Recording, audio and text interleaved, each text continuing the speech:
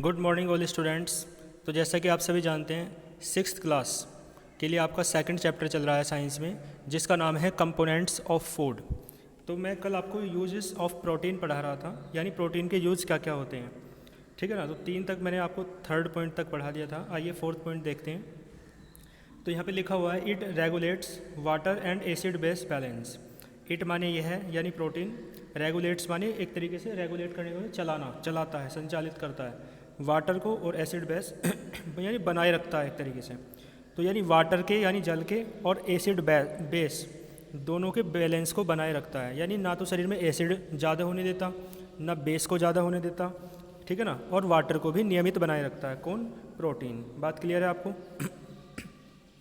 इसके बाद देखें फिफ्थ पॉइंट, इट हेल्प्स, यह सहायता करता है इन मेकिंग एंजाइम्स, है ना, एंजाइम्स को बनाने में, हार्मोन्स को बनाने में, एंटीबॉडीज़ को बनाने में। एंटीबॉडीज़ समझते हैं ना आप लोग, यानी शरीर को शक्ति देते हैं रोगों से लड़ने के लिए, उन्हें आप क्या कहते हैं? एंटीबॉडीज़ कहते हैं। ठीक है।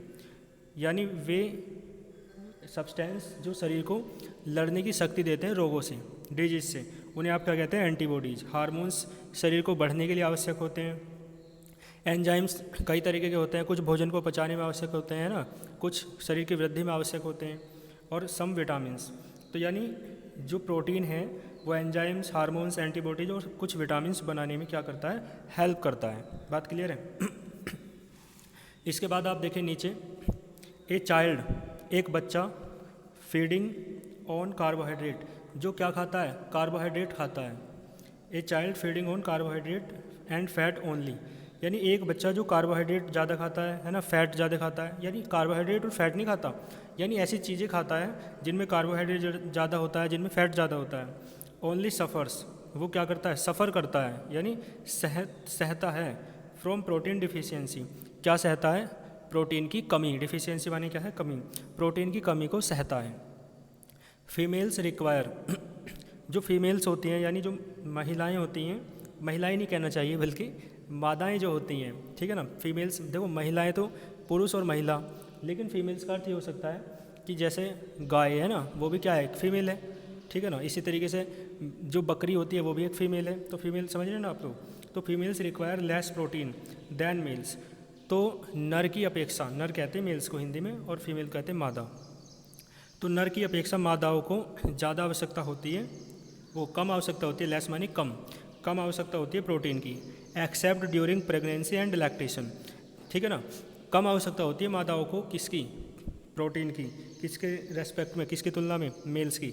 लेकिन एक इसका एक्सेप्ट मानी इसका अपवाद है कि ड्यूरिंग प्रेगनेंसी, जब प्रेगनेंसी होती है मादाओं को यानी फीमेल्स को, और लैक्टेशन, जब वे अपने छोटे बच्चे को जिन दिनों दूध पिलाती हैं उन दिनों उन्हें प्रोटीन की ज़्यादा आवश्यकता होती है। ठीक है ना। आइए फिर आगे देखते हैं। इसके बाद देखो यहाँ पे लिखा हुआ है कीप इन माइंड, आप इसे भी देख लीजिए। यहाँ लिखा हुआ है द हेयर, जो हेयर बाल होते हैं, नेल्स जो नाखून होते हैं, एंड टोज़। ठीक है ना। जो टोज़ माने क्या होता है? अंगूठे जो होते हैं पैर के, है ना। In the body are pure protein, ये किसके होते हैं? प्रोटीन के होते हैं। ठीक है ना। किसके बने होते हैं? प्रोटीन के, प्योर शुद्ध प्रोटीन के बने होते हैं। ठीक है। Protein helps in the formation of antibodies, जो प्रोटीन है वो सहायता करता है एंटीबॉडीज़, यानी शरीर से लड़ने वाले जो एंटीबॉडी होते हैं उनकी किस में? फॉर्मेशन, उनके निर्माण में शरीर में हमारी सहायता करता है। These antibodies protect us against germs, तो ये जो एंटीबॉडीज़ होते हैं ना, ये प्रोटेक्ट माने रक्षा करते हैं, अस माने हमारी, अगेंस्ट जर्म्स माने जो विषाणु होते हैं, जो जर्म्स आप समझते हैं ना, विषाणु यानी जो बीमारियां पैदा करते हैं उनके खिलाफ हमारी रक्षा करते हैं, उनके विरुद्ध जाके। इसके बाद देखो vitamins, vitamins are a group of nutrients that are needed in small quantity. तो विटामिन्स एक ग्रुप है न्यूट्रिएंट्स का यानी पोषक तत्वों का, that are needed in small quantities, जिसकी आवश्यकता होती है स्मॉल क्वांटिटी, कम मात्रा में। ठीक है। The word vitamin derived from A Latin word Vita meaning life, यानी जो विटामिन वर्ड है ना वो कहाँ से मिलकर बना है? एक लैटिन वर्ड से बना है। आप जानते हैं विश्व में अनेक भाषाएं हैं, लैटिन भाषा उनमें से एक है। तो लैटिन भाषा का एक वर्ड था विटा, जिसका अर्थ क्या था, जिसका मीनिंग क्या था? लाइफ। उस वर्ड से मिलकर बना है विटामिन वर्ड। यानी विटामिन का क्या अर्थ हो जाएगा?